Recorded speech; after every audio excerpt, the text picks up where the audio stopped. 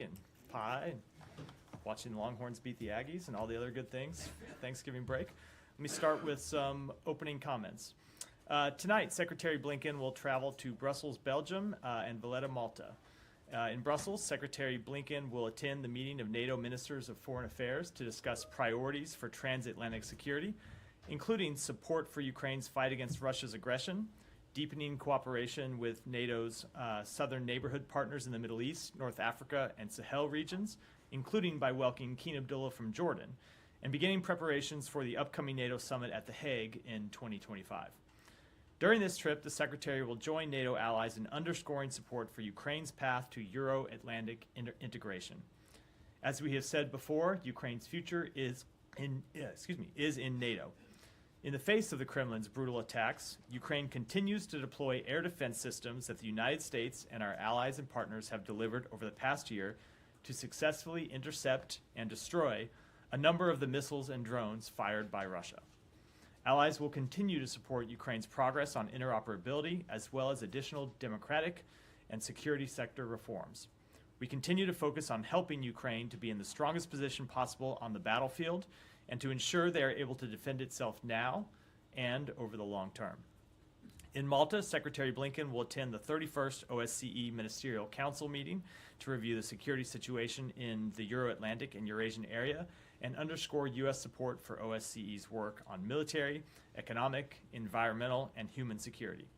He will spotlight the United States' enduring commitment to the rule of law and to OSCE commitments reflected in the 1975 Helsinki Final Act, principles Russia blatantly disregards through its war against Ukraine. Secretary Blinken will also meet with senior Maltese officials to thank them for their work in hosting the OSCE meeting and their year as chair in office. And with that, Sean, kick us off. Sure, let me just pursue that. One of the things you just said about the Secretary's upcoming travel, Ukraine's future belongs in NATO. Do you expect any progress toward that end at the upcoming meeting? What's the, I know the administration has spoken about that before, but what, do you see any concrete progress in that at this point? So every time that we meet as NATO allies, and that includes in the foreign ministers' meetings, includes in the defense ministers' meetings, and of course it includes the summits, which happen once a year. But every one of those last number of meetings, we have talked about Ukraine's progress towards NATO, and we will continue to talk about that here.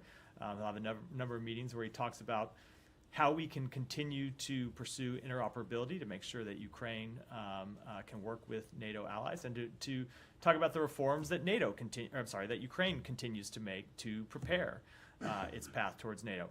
I don't want to preview any actions that we will take at this meeting, but certainly every time we can get together as allies and to talk with our Ukrainian counterparts, it's an important step along that road towards NATO membership.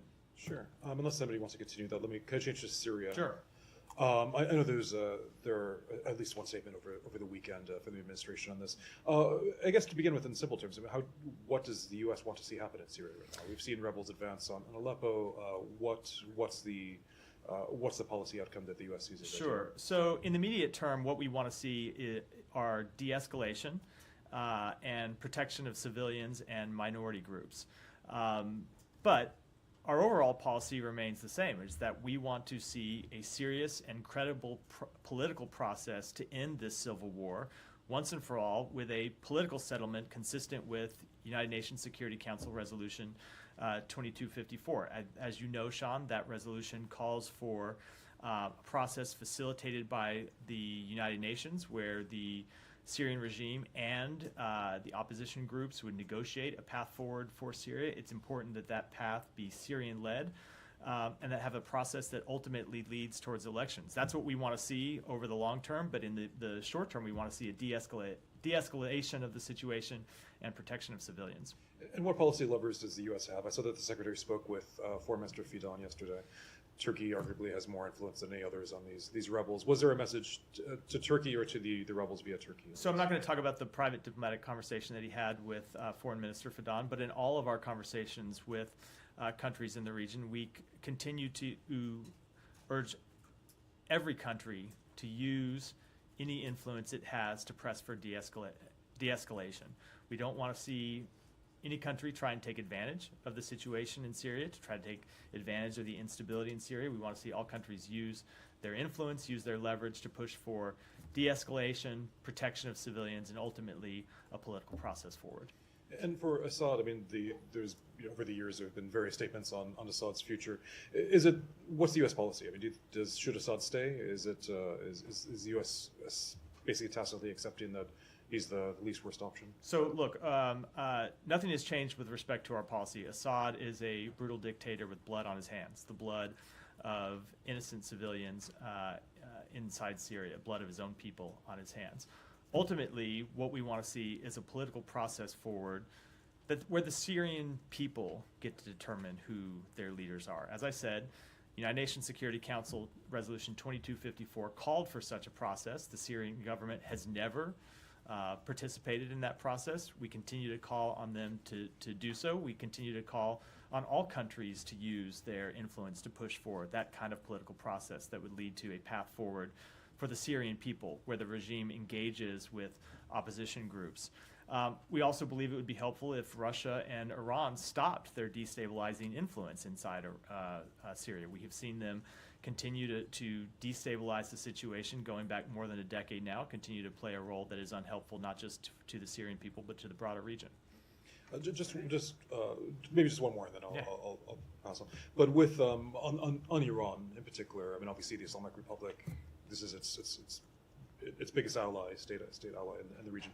Does the U.S. want to have any sort of break? Does it see that as possible, a break between Assad and the Islamic Republic? And has there been any dialogue or any offers to try to further that goal? So certainly we want to see Iran stop the destabilizing influence that it has inside Syria, because we're not talking about diplomatic relations between Syria and Iran when we talk about the nature of that relationship. We're talking about Iran continuing to fund and to arm and to back attacks on the Syrian people, something that they have done for some time, in the same way that Russia has done.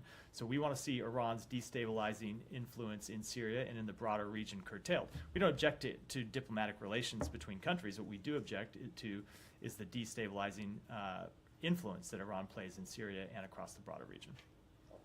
Yeah. Just to come back to follow up on the sanctions question, or the Assad question. In recent months, you said he's a dictator with blood on his hands, but has there been talks in recent months to potentially ease the sanctions on him as in a slight?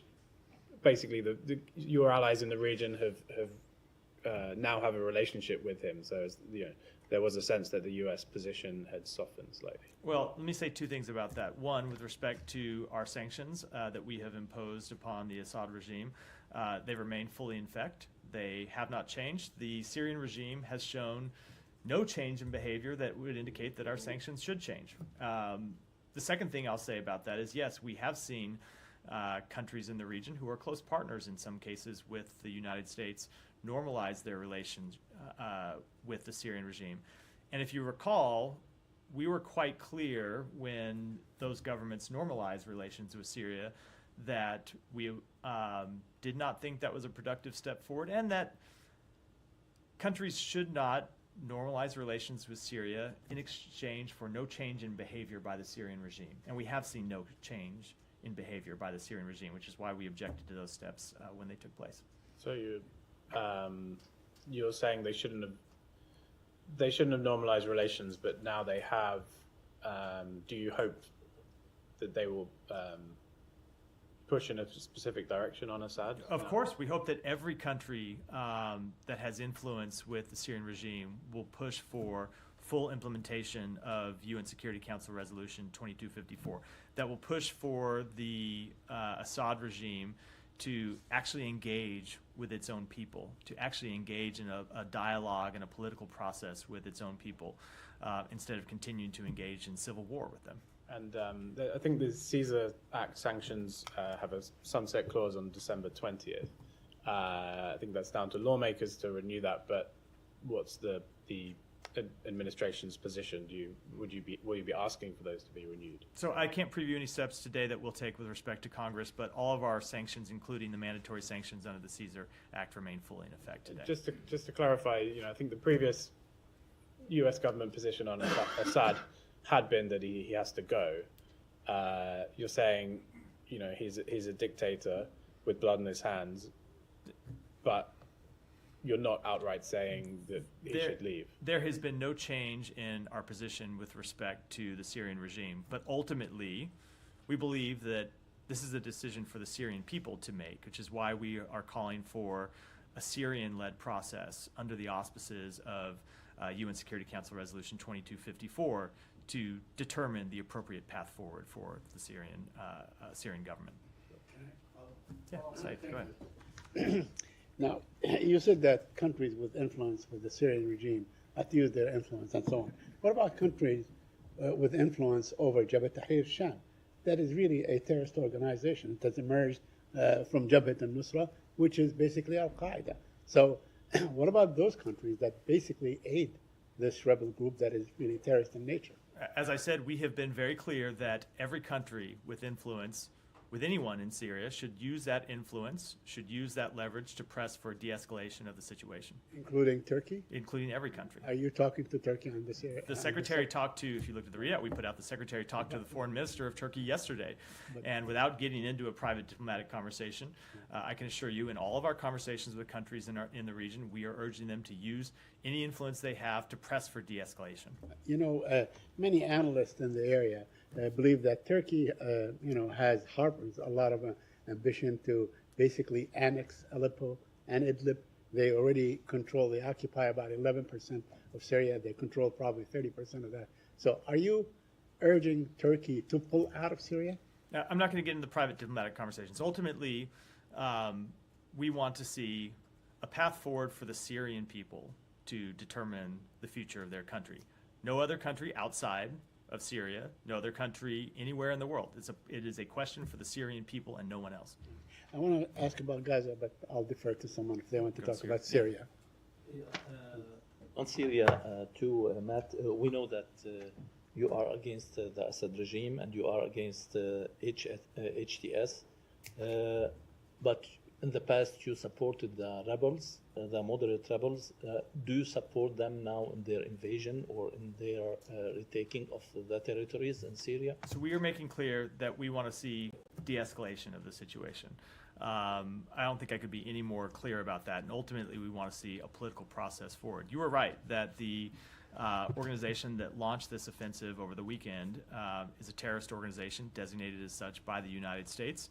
We certainly do not support that organization in any way, shape, or form. I know I've seen various rumors floating around, not just floating around social media, but in some cases, claims made by people who ought to have credibility that we were somehow behind this offensive. That could not be further from the truth. It is false in every way, shape, or form. You don't support HTS, but you supported and you've been supporting other rebels who are. There are groups that we have supported in the fight against ISIS in Syria. As you know, the United States has engaged a coalition in Syria and Iraq to fight the growth of ISIS, and we continue to support that work to fight the growth of ISIS, to keep ISIS from reemerging as a terrorist threat. As you know, ISIS was a terrorist threat not just in the region, but ultimately a terrorist threat against the United States. It was responsible for a number of terrorist attacks inside the United States, and we are committed to seeing that ISIS continue to be contained and ultimately defeated once and for all. But when it comes to the process inside Syria and the path forward for Syria, we want to see a de-escalatory path, and we want to see a political process, a political path forward. On Lebanon now, there are violations of the ceasefire from Israel and Hezbollah. Are you aware of that, and what's your assessment of the ceasefire? So let me say this about the ceasefire that went into place last week after fairly intense couple months of diplomatic work by the United States. Led principally by the President's Special Envoy, by Amos Hochstein, but engaged really by people throughout the government to get over the finish line. So what we have seen since the ceasefire went into effect is it being successful. broadly speaking, it has been successful in stopping the fighting and getting us on a path where we are not seeing the just daily loss of life that we had seen for 2 months prior. Now, with respect to violations or potential violations of the ceasefire, we set a mechanism up to look into this very question, where the United States, along with France, will engage with the Israeli military, will engage with the Lebanese military to look at potential violations. We obviously anticipated that there might be violations because anytime, or nearly any time, you have a ceasefire of this nature, you have either claimed violations of the ceasefire, especially in the opening weeks when things are very fragile, or you have real violations of a ceasefire. So what we are doing is engaging through this mechanism to look at all of these reports of violations of the ceasefire and deal with them through the channels that the mechanism set up, and that's what we'll do over the coming days. And a couple of ones too, if you don't mind. Speaker Berry has set January 9th as a date for the Lebanese parliament to elect a new president. Was that part of the ceasefire agreement that the U.S. brokered? It was not a part of the ceasefire agreement, but we have always made clear to the government of Lebanon, to political actors in Lebanon, that we wanted to see a president elected by the parliament as soon as possible. As you know, because you and I have talked about it many times in this room.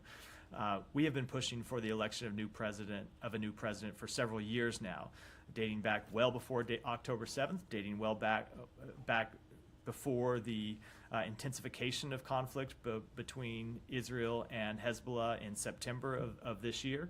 And we continue to push for the election of a new president because we think it's important to strengthening Lebanese political institutions. My last one, does the U.S. still support the LAF commander, Joseph Aoun, to be the next president, as Axios has reported We are weeks not, ago? sorry, did not mean to cut you off. We are not taking sides in that election. We have been quite clear from day one. You have heard us say this publicly, and I can tell you, sitting in a number of these meetings, that we have been consistent privately as well, that it is up to Lebanon to choose its next president. It is not up to the United States. It is not up to any external actor. It is up to Lebanese political actors to determine who the president will be. Thank you. Quickly put a point on just one thing. Sure. When you said that it's broadly speaking successful, the ceasefire is holding, basically, in your view, despite what you see. Look, like, as well. yeah, the ceasefire is holding. Now, look, obviously, when you have any ceasefire, you can see violations of it, and that's why we set up this mechanism in the first place, because we knew that there would be potential violations. Just as anywhere in the world, when you see a ceasefire implemented, you see various violations at times. Ultimately, what we don't want to see is the ceasefire breakdown, and we've not seen the ceasefire breakdown. When we get reports of potential violations, we have a mechanism that we put in place with the government of France to look at those potential violations, determine if they are in fact violations, and then engage with the parties to ensure that they aren't repeated. Have you determined whether there are violations, that there have been violations over the past This days? is work that's ongoing through the mechanism. I think it's appropriate for me to let that mechanism do its work privately and speak to the parties before I talk about the results of that work from the podium here. And I should add, it's not just that's also the case because this is not just it's not just the U.S. that is a participant in this mechanism. The government of France is as well. So we need to engage with our partners about these reports of that violations. almost raised violations with the Israeli government. Can you say whether those were adjudicated or just concerns of potential violations? I'm not going to speak to those reports other than what I've already said, which is we take all of them very seriously, and we work through the mechanism that we set up to adjudicate them. And ultimately, if we do see violations of the ceasefire, we'll go to the parties and tell them to knock it off. We want to see the ceasefire hold. We want to see it be successful. We want to see people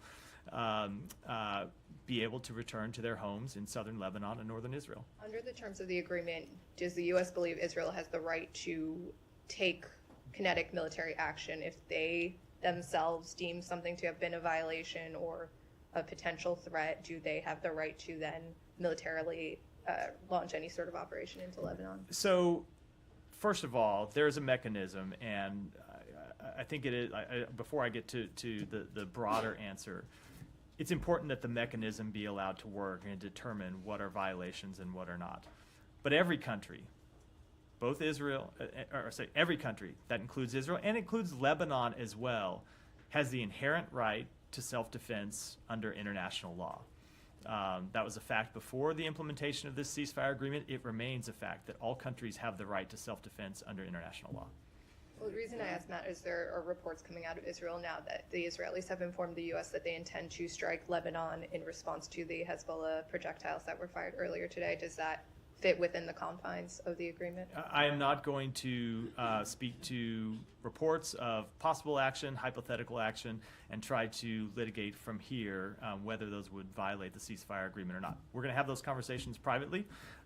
We have channels set up to do that, and we will hold those conversations not in public but in Last private. question, is that a real-time channel? Like, could they? Yeah, the mechanism is already up and engaging. We're putting more steps in place to formalize it over the coming days, but it is already up and working. And that mechanism would allow either side to immediately in real time call in potential violations? It or allows is there any it delay? allows both sides to report potential violations of the ceasefire, and allows us and our French partners to engage with them as well.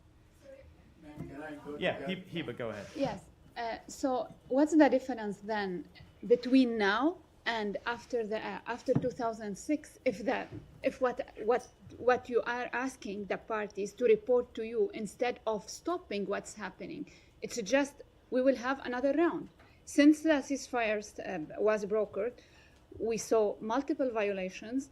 And today now, Hezbollah, 1 hour ago, he said that he's responding to the Israeli that because of what he called violations. So what's the difference now? Are we going back to October 6th? Let me just say, Heba, that I don't think it is a little too early to make predictions about what's going to happen going forward. We are less than a week into the implementation of this ceasefire. In just about every ceasefire in a major conflict around the world, those early days are when it is most fragile and when you are most likely to see violations and risk of violations. And what it is our job to do, along with the government of France, along with other countries, is to engage in the process that we have set up to impress upon both Lebanon and Israel that it is in their interest that this ceasefire hold.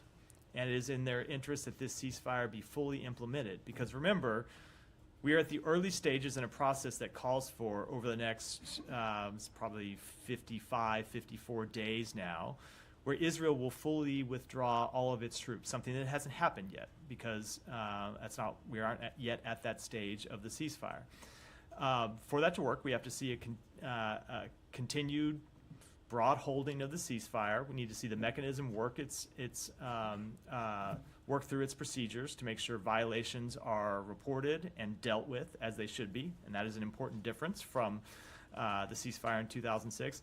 And then we need to see Lebanese forces deploy to south of the Litani River in a meaningful way, also a difference between the ceasefire that was brokered in 2006. So those are the meaningful differences to answer your question.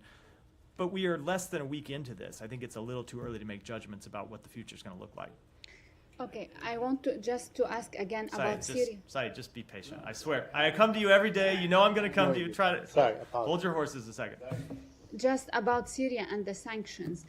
I know you've been asked this question and you gave your answers, but since on December 20, either you will renew the Caesar sanctions or not, are you open to lift the sanctions on Assad in condition to cut his relations with the Iranian? This is the question. We have seen no change in behavior by the Assad regime. We have no indication of change in behavior by the Assad regime.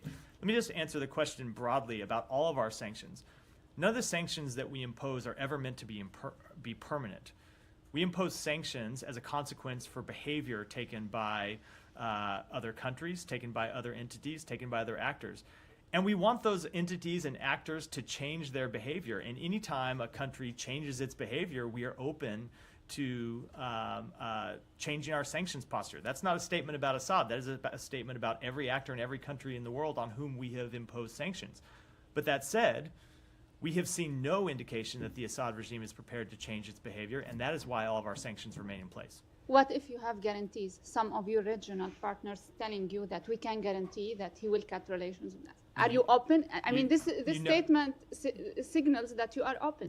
No. First of all, I've made very clear the statement did not signal anything. The statement was a broad statement about why we impose sanctions and why we change our sanctions. But we only change our sanctions when countries change their behavior. And we have seen a long history of the Assad regime refusing to engage in the processes outlined for it by the United Nations and continuing to commit violence against its own people, continue to engage with the Iranian regime that supports terrorism around the region. And so because the Assad regime has not changed its behavior, we have not changed our sanctions policy.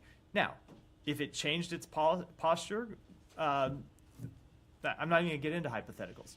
We are where we are because they have not changed their posture and have shown no indication they plan to do so. Saeed. Thank you, and Saeed's going to jump out of his chair, but go it's ahead. okay. Ready to forget all Assad regime Absolutely not. history. Absolutely not. Saeed, let me. Yeah, go ahead. Syria, go ahead. I wanted to go to Gaza. You want? Okay. It's, Two quick questions. I'll let the room work it out. I'm here yeah. to take your questions. You want to go on, Syria? Okay. All right. First, apologies for interrupting to you and to Hiba. Don't worry about it, Saeed. Okay. Former Israeli defense minister says that Israel is carrying ethnic cleansing in northern Gaza. Moshe Ayalon, a very, stalwart Likudnik, and so on. So why is that offensive to you? Why can't you say what Israel is doing is basically ethnic cleansing? So we have engaged with the government of Israel about its actions in northern Gaza. I think those statements refer broadly to the so-called general's plan. I can tell you two things. Number one, they have said to us that's not their policy. And number two, we have made clear to them that that we would fundamentally reject any such policy. I can't speak to the assessments made by a former Israeli military official. I can tell you that when it comes to potential violations of international humanitarian law, something else he raised in his statement, we have our ongoing assessments, and they have not concluded. But most observers see what's going on, and they term it as such. I know you disapprove the word genocide and so on, but a lot of people think what's going on is genocide, especially that the threshold has crossed 45,000 people. So I'm saying that at one point, the U.S. has to recognize what's going on for what it is, right? For what it is. Say, that, when you move about 2 million people, that is some sort of ethnic cleansing. Do you disagree? So we have been very clear what we want to see happen in Gaza, and that's everyone who has been forced from their homes, we want to see have the opportunity to go back to their neighborhoods and have the ability to rebuild and have support from the international community to rebuild. And we continue to engage, not just with the government of Israel, but with other countries in the region to work to get both a ceasefire and the release of hostages and a plan for the day after that would ultimately allow those Palestinians who have been displaced to do that. But there seems to be no plan for the day after as far as Israel is concerned. We have not seen it. We have not seen it in statement or in deeds and so on. In fact, yesterday, or the day before, I don't remember, they killed three other workers from the World Central Kitchen, so that Israel shows its intent to deprive Gaza of any kind of aid that goes, under the pretext that they are attacking a militant. I mean, they've killed the people that committed October 7th. There were maybe 1,400. They have killed already 45,000 people, and they keep doing this under the guise or the pretext or the claim that there was a militant among those people. So, with respect to that strike, I can't speak to it. I know that they have made the public claim that one of the people killed in that strike was affiliated with the attacks on October 7th, or had been involved in the attacks of October 7th. If that's true, it would, of course, be extremely troubling. But that said, there were other civilians who died in that strikes, which is why we continue to push for a ceasefire. I can tell you that the Secretary is meeting with Israel's Minister for Strategic Affairs, Ron Dermer, later today here at the State Department, where he is going to continue to express the position of the United States that we need to get a ceasefire. We need to see the hostages released. We need to implement plans for the day after that would allow or would establish governance, security, and reconstruction inside Gaza. And that ought to be an urgent priority, not just for the United States, not just for other countries in the region, but for Israel as well. Would you demand to look at the evidence that Israel claims to have used in killing the kitchen, central kitchen, the world's central kitchen. It's a Washington-based organization. Look, we think that barring any unique intelligence sensitivities, that's evidence that they ought to make public for the world to see. And you think they will? No, I'm not going to make any predictions about the future. Thank you. Thank you, Matt. Going back to Syria, the U.S. designated terrorist group Tahrir al-Sham, they controlled almost all Aleppo city. But there are some areas like al-Sharafiyya and Sheikh Maqsood, which these areas are under control of the SDF, the U.S. partners in the region. And there are big violations against the civilians. You mentioned that the U.S. wants to protect the civilians. Even the Secretary Blinken mentioned that in his call with Minister Fidan. So are you going to take any actions to protect civilians in Syria, at least in those areas that under control of the SDF? We're going to continue to make clear to every party and every country who engages with parties inside Syria that they need to do everything possible to protect civilians, yes. And what are you doing? Are you going to take any action? Because What do you mean forces action? You have forces there. If these groups are going to those areas that We have under forces control- there to participate in the coalition against ISIS to prevent ISIS from reasserting itself inside Syria. But I can tell you that all of our engagements inside Syria and everywhere in the world, we push every party that we engage with to do everything possible to protect civilians. And there are tons of footage that shows the violations against people, women, and even these militants. They wear the ISIS clothes and they raise the ISIS flag and logos. So don't you see them as a future security threats on the region and the U.S. interest in the region? I don't know what video you're referring to, so I can't comment to it. I can't you. comment on it from here. Alex, go ahead. Thank you, Matt. You mentioned Secretary will underscore support for Ukraine's NATO path. President Zelensky just yesterday, day before yesterday actually, renewed his call for NATO invite. What could that take, for Ukraine to get that wish this week? NATO is on the path to, Ukraine is on the path to NATO, and NATO is on the path towards Ukraine's inclusion. We have made that clear at a number of NATO meetings, and we have outlined the natural steps that Ukraine has to pursue to further strengthen its anti-corruption measures, to implement internal reforms. They have made great progress. There is more work that they need to do, but ultimately their future is in NATO. I'm sure you have also seen President Zelensky's comments on to stop the hot stage of the war, to basically discuss, to bring let's say, non-occupied portion of Ukraine to NATO as soon as possible. Do you have any comment on that? No, those are comments for him to make, decisions for him to make, I should say, not for the United States. Thank you. More move to Georgia, if I may. I want to make sure the records reflect that as we speak, the Georgian Americans outside this building, they're protesting, they're asking for actions.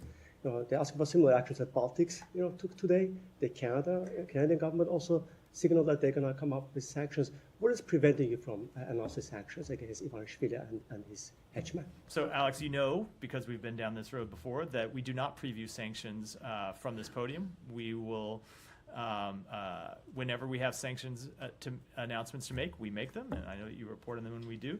But even that said, you have already seen us impose sanctions on Georgian government officials. You have seen us impose visa restrictions. You have seen us take other actions to suspend $95 million that we provided to the Georgian government. We have made very clear that we are concerned with the steps that they have taken to move away from the path towards greater integration with Europe that they had been on, and that we know the Georgian people support. But the action that you have taken recently, to suspect your strategic relationship with Georgian government, I want to understand what your perspective here is. The Georgians out there for days protesting against this government, taking the European pass away from their hands, and they're trying to secure, the relationship with the U.S. and with the European Union. And by announcing this suspension of relationship without sanctioning those perpetrators, whose side are you really on? We are on the side of the Georgian people. Yeah, Jen, sorry. Thank you. Thank you, Matt. I have a question on the Russia, North Korea, and Ukraine. Belousov, Russian defense minister, visited North Korea and met with Kim Jong-un. Kim Jong-un said that he fully supports Russia's territorial integrity And the Defense Minister Belousov requested additional supports for artillery shells and additional North Korean troops. How do you think this will change the war between Ukraine and Russia? Well, we have already seen North Korea and Russia escalate the war against Ukraine by introducing North Korean forces into Kursk, where they have engaged in direct combat operations against Ukrainian forces. That was a major escalation by the government of Russia that North Korea participated in. We have seen North Korea supply Russia with equipment, materiel, in addition to troops on the ground to support that conflict, and we remain extremely concerned about those actions. That's why you have seen us take steps in recent weeks to bolster Ukraine's defense of its country, and we'll continue to do that. President Zelensky announced yesterday that the Ukrainian military destroyed the North Korean armored vehicles and that the North Korean soldier died in combat. Does the United States have any information on the number of North Korean casualties and wounded? No, we do not, but that said, we have been very clear that any North Korean soldier that was introduced onto the battlefield is, of course, a legitimate target. Since President Trump won the elections, there has been a sense of mistrust in many parts of the world. Europe is worried. Many U.S. partners and allies are worried. Even President Biden is worried. He just pardoned his own son, despite previously saying he would not do that. So I wonder if someone would try to bring that in the State Department briefing room. Something I in no way can comment on. But are you worried? Am I worried about what? About the world is changing and the midnight threatening tweets about U.S. partners. Look, I don't think it's appropriate for me to comment on the policies of an administration that has not yet taken office. We have one president at a time. I'm glad to stand up here and take questions about President Biden's foreign policy. And presumably, there will be a new State Department spokesperson on January 21 who can take questions about President Trump's foreign policy.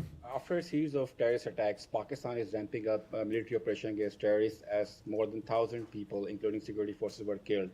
Pakistani officials in their meetings with U.S. counterparts have requested state-of-the-art technologies such as communication interception tools, aerial surveillance systems, and others. Is the current administration going to provide these tools to Pakistan before the transition? Look, I don't have anything to announce at this time, but as we have said many times, we continue to stand with Pakistan in its fight against terrorism and violent extremism. The Indian External Minister Jaishankar recently met with Secretary Blinken in Italy. That was the first meeting following the indictment of businessman Adani and an Indian agent alleged involved in murder plot against 6 activists. Is there any discussion on that? I'm not going to get into private diplomatic conversations, but as you've heard us say before, we regularly raise in conversations with our Indian counterparts that case and the concerning implications from it. Yeah, go ahead. On China, do you have new information or updated numbers on North Korean troops deployed in Kursk to fight alongside Russian forces? I don't have any new number to provide other than what we said last week or late in the week before, which is we've now seen upwards of around 11,000 North Korean troops deployed in Kursk. And is there any indication that China is taking measures to stop further fueling Russia's war on Ukraine following President Biden and Xi's meeting in Lima? We continue to think that they need to do more. And we have been quite clear with them in our engagements that the actions that Russia has taken, both to invade Ukraine, but also to strengthen its security partnership with North Korea, which they needed to do because of the difficult positions they faced at times inside Ukraine, are destabilizing to the region and ought to be things that China should be concerned with, and that they ought to do more to express that concern. They ought to do more to stop the supply of dual-use goods and other technologies that Russia has used to fuel its war machine. We have seen them take some limited steps, but they need to do much, much more. And can you provide more details and the names of the PRC citizens released by the U.S. in exchange for the release of 3 Americans wrongfully detained in China last week? And have they returned to China? Have they returned to China? No, look, I cannot, I'm not going to speak to that publicly. Obviously, anyone who has been released has the wherewithal to speak publicly for themselves. I will say that this is something that this administration has really put a lot of focus and a lot of effort into.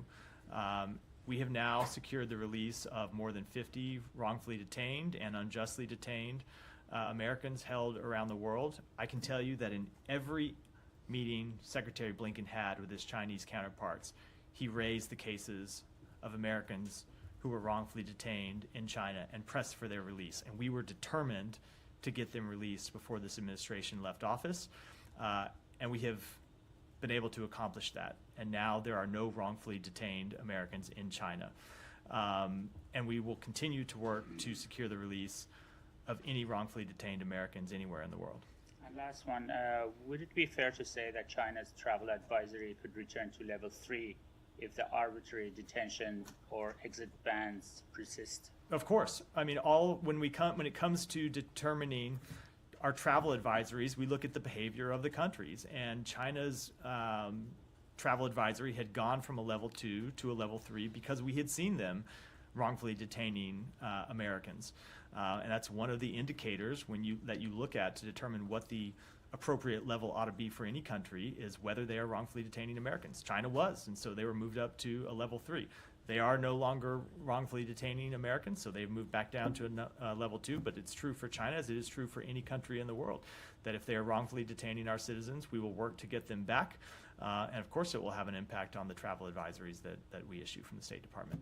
Yeah, Jenny. On the transition ban, now that the Trump team says they've signed the MOU, has there been any further engagement between the State Department team and the Trump? There hasn't. We have made clear that we are ready to work with an agency review team when the Trump transition team appoints one. To our knowledge, they have not yet appointed an agency review team, or if they have appointed an agency review team, that team has not yet made contact with the State Department. We are ready, willing, and able to provide support to ensure this is a successful transition, and we'll do that as soon as they appoint a review team. John, did you have one? Farhad asked. Okay. All right. Yeah. Thank you very much. Thank you very much, Matt. 3 quick questions. I'm going to be brief. In Pakistan, I'm sure you're aware, 12 people have been officially killed during a rally of Imran Khan. At the same time, Rabia news agency had reported 265 deaths in Pakistan in terrorist attacks. In Imran Khan's rally and in these terrorist attacks, majority of the Pashtun people have been killed. I had asked Vidhan a few months ago if State Department could do some studies, because this is one of the best podium and organization which can do like a research paper. Why is it Pashtuns always getting killed? Whether in politics, whether in terrorism. Look, we want to see any protests be peaceful, and we want to see the government of Pakistan, as is true with any government around the world, to to engage with peaceful protests respectfully, and to deal with them peacefully. And second one, 2020, a very senior U.S. official had committed suicide, and just before his suicide, his articles were published in my newspaper, the Frontier Post, about his role in Afghanistan, Russia. That story appeared after his suicide was with regard to the Russians paying the Taliban bounties to kill the U.S. soldiers. The Frontier Post believes it was true. Because of my illness in 2020, I could not follow up on that question. Do you still, does this department still have a stand that yes, that story was true? The Russian did pay the Taliban bounties to kill the U.S. With all due respect, that is a story that predates not just my time in this position, but also the Biden administration. I'll have to take it back and if you could please give me just last one, Matt, please. Afghanistan just started their foreign minister just showed video this morning of Tapi gas pipeline, Turkmenistan, Afghanistan, Pakistan, and India. Certainly great for Pakistan-India relationship, but growing Taliban. You also see their growing thing, this Taliban expansionism I've been mentioning to you. Do you agree, do you see now that Talibanism is growing at the same kind of like the Iranian mentality? I mean, you have half of the population of girls without education. That's not Islam. That's just psychic attitude. Do you agree with me on that? Since several months I've been mentioning. Let me just say, I think we have made quite clear our position on the Taliban and the position on the Taliban's abuses of its people, including, of course, women and girls inside Afghanistan. I'll do a few more, and I got to go. Thank Ryan. you so much, Matt. Yeah. Ask for a little bit more background on the side letter that the U.S. sent to Israel regarding the ceasefire arrangement with Hezbollah and Israel. What does it allow Israel to do? Look, I don't have anything more I can speak to about the ceasefire agreement, but I will say that a lot of the reporting around the ceasefire agreement tends to treat as news that Israel can exercise what ultimately is a right that every country has. Every country has the right to defend itself against terrorist attacks. Israel has that right. Lebanon has that right. Every country in the world has that right. And they have that right under international law. But the United States often characterizes Israeli attacks as defense.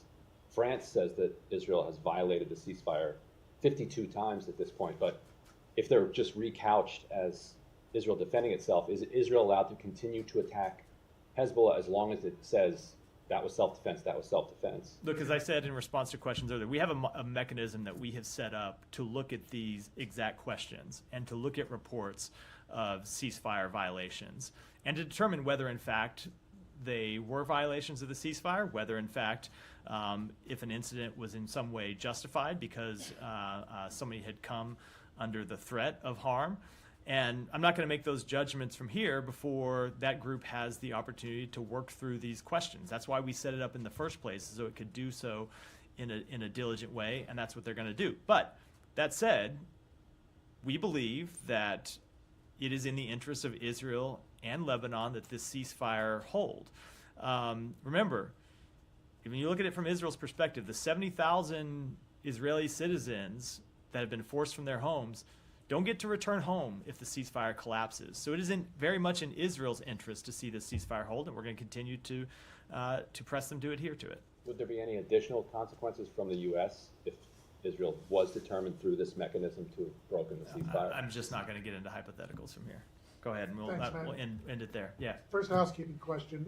Shortly after the ceasefire was announced, the UAE's national outlet published what it said was the ceasefire agreement. Was that an accurate representation? I'm not going to speak to that publicly. We often see outlets report on various documents, sometimes that are final drafts, sometimes that are drafts along the way, but I'm not going to confirm it. Is it not in the public interest to make sure everybody's towing the line to actually see what was agreed to? We have a vigorous monitoring mechanism in place to ensure that everyone toes the line, and we're going to enforce it. Last question, the correspondent banking agreement between Israel and the Palestinian Authority.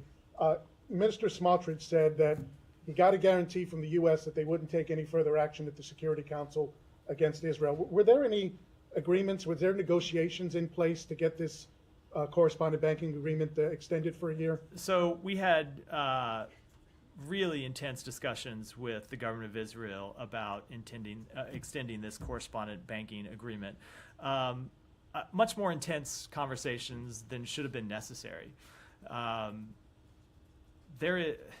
Obviously, the revocation of this agreement would have had disastrous effects for Palestinians in the West Bank. But the point we kept impressing upon the government of Israel is that it would have had disastrous implications for the Israeli public as well. It is not in Israel's interest to see further instability in the West Bank. It is not in Israel's interest to see the economy of the West Bank collapse. So it's incredibly frustrating that it took this long to get the government of Israel to extend this agreement for the year that it now did, something they should have just done through the regular course of business without any let's call it intense diplomatic efforts by the United States. Now, that said, with respect to the United Nations Security Council, we will continue to look at every resolution that comes before the United Nations Security Council and judge whether voting yes, voting no, voting abstaining is in the interest of the United States, and we will make our judgments based on that and nothing else. Last question. Yoav Yeah. Gala, any meetings planned at the State Department for him this week?